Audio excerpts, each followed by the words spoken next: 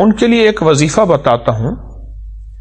ایک تو وہ سورۃ علم نشرح کی آیت ہے، علم نشرح لک صدرک، بس یہ پہلی آیت پڑھنی ہے.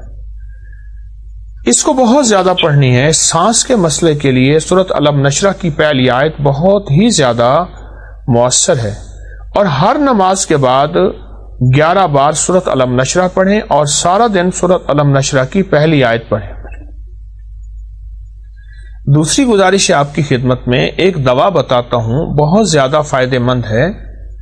دار چینی دیسی اجوائن، دار چینی دیسی اجوائن ہم وزن لے لیں، صرف ایک چٹکی صبح دوپہر شام پانی کی ہمراہ لے لیجئے، چند دن چند ہفتے. انشاءاللہ یہ دونوں چیزیں سانس کے لیے، تکلیفوں کے لیے بہت ہی مؤثر ہیں.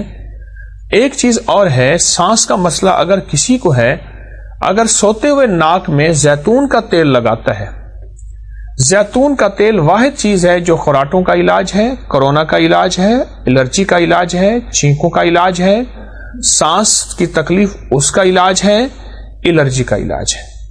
سوتے ہوئے اچھی طرح ناک میں زیتون کا تیل اگر اندر بھی چلا جائے تو کھانا بھی تو مفید ہے، یہ کر لیجئے، فائدہ ہوگا.